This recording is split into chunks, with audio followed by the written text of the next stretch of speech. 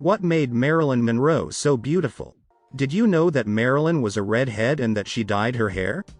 Welcome to Zahir Beauty. Today, we're going to analyze the beauty of Marilyn Monroe's face and find out what made her so attractive.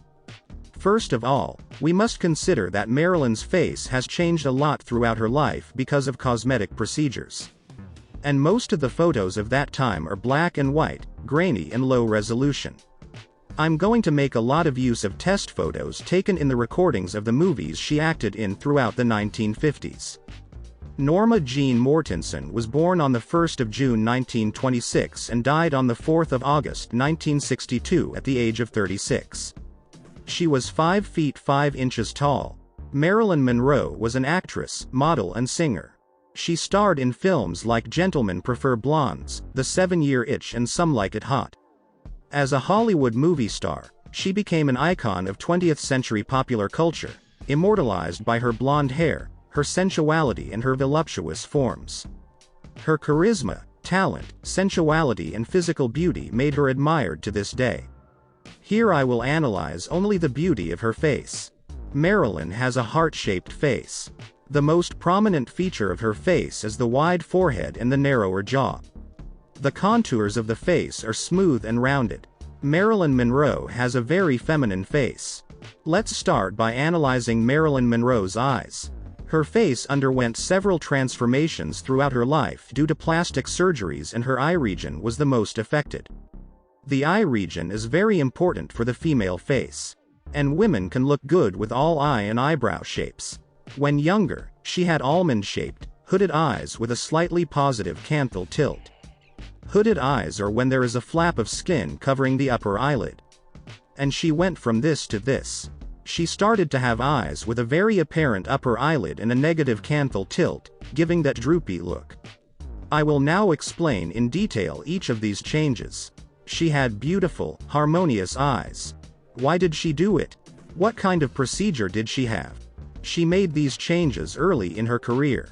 She probably had eyebrow lift surgery and upper blepharoplasty, which is the partial removal of skin in the upper eyelid region. This left her eyebrows higher and eyelids drooping. Why did she do it? It is difficult to understand her motivations, because she has always hidden her plastic interventions from the public. I believe that she was probably dissatisfied with her forehead. And by lifting the eyebrows, it helped to fill the forehead and shorten it. See, in this scene, the stretched look of her eyebrows. This was a very invasive measure for an issue that could be resolved with visagism. Women with big forehead can simply wear a hairstyle with bangs. Take the example of Zooey Deschanel. This eyebrow lifting surgery has become trendy and often ends up causing disharmony in the eye area. See the example of Selena Gomez before and after the brow lift. Selena Gomez had beautiful hooded eyes, and after the procedure he started to have a greater exposure of the upper eyelid. Back to Marilyn. Let's look at the details carefully. When younger, Marilyn Monroe had almond-shaped, hooded eyes. And she had a slightly positive canthal tilt. See how the line from the inner corner to the outer corner of the eye forms a positive angle. Then her eyes took on a downturn shape. This happens because after the surgery, the canthal tilt, which was positive, became negative. See how the line from the inner corner to the outer corner of the eye forms a negative angle. In women, positive and neutral tilt are most appreciated. The negative tilt will depend on the person's face type. Examples of women with negative canthal tilt: Camilla Belle, Katie Holmes and Helen Hunt. In men, this same feature considerably decreases attractiveness. Her eyes are horizontally longer than they are vertically tall. The height-to-length ratio is approximately 1 to 2.4. Note also that Marilyn had her eyes a little apart from each other. The interocular spacing is approximately 1.2 times the width of the eye. Ideally, this distance should be the same measure as an eye. Her eyes are very symmetrical. Notice how the pupil of both eyes lines up perfectly. They have a reasonable depth, neither too deep nor too protruding. Marilyn has large eye sockets. When younger, the shape of the medial canthus of her eyes pointed downwards. The medial canthus is this region indicated in the image. However, After plastic surgery, the shape of the commissure became less defined. Before, she had hooded eyes. Afterwards, she started to have her upper eyelids very exposed. Notice how she lost the skin in the eyelid crease. This is not an attractive feature on the female face nor on the male face. This gives the appearance of a tired and lazy look. Minimal upper eyelid exposure is more desirable and is also an indicator of health and youth. A drooping eyelid, also called ptosis, is usually a consequence of some disease. In Marilyn's case, most likely it was because of unsuccessful plastic surgery. She used various makeup tricks to hide it, and she often tilted her chin forward when taking a picture. She had white sclera with no scleral exposure. The sclera is the white part of the eye, and the ideal is that the lower eyelid passes through the edge of the iris.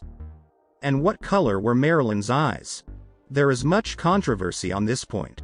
She had dark blue eyes. In some photos they may look a different color due to lighting, poor quality of photos, or even editing. Blue eyes are a bonus to attractiveness. Her height and eye color information was taken from the coroner's report. Her eyebrows were thin and arched, and they got a lot more arched after the eyebrow lift. Her eyebrows also are positively tilted.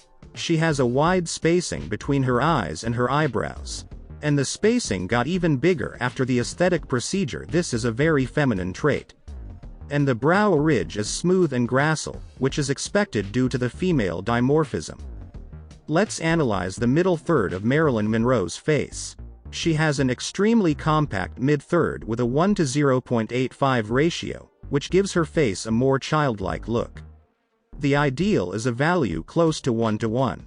She has moderate cheekbones, as we can see in this photo. Marilyn's cheeks were smooth contoured. Marilyn had a forward growth maxilla. Her nose was small and its tip was bulbous. The nose is very important for women. Her nostrils have a good inclination, neither downturned nor upturned. The nasolabial angle is 86 degrees, and they form an angle of 120 degrees relative to the vertical plane. The height of the nose is 1.4 times its width, which is a great proportion. The ratio of face width to nose width is approximately 4 to 1, which makes your nose thin. And the nasal dorsum is straight. Marilyn had a rhinoplasty to reshape her nose and make the tip smoother. From the photos I didn't notice any significant changes. The changes made were discreet and imperceptible. And finally, the nose has a good inclination in relation to the face. The nasofacial angle is 36 degrees, a great value. What can we say about her jaw? Is it true she had a chin implant? The lower third of the face is of great importance for both genders, but women look good in more jaw shapes. Women with masculine jaws are perceived as sensual and seductive. Women with round jaws are perceived as cute and youthful. Marilyn's jaw is smooth with rounded contours as seen in this photo.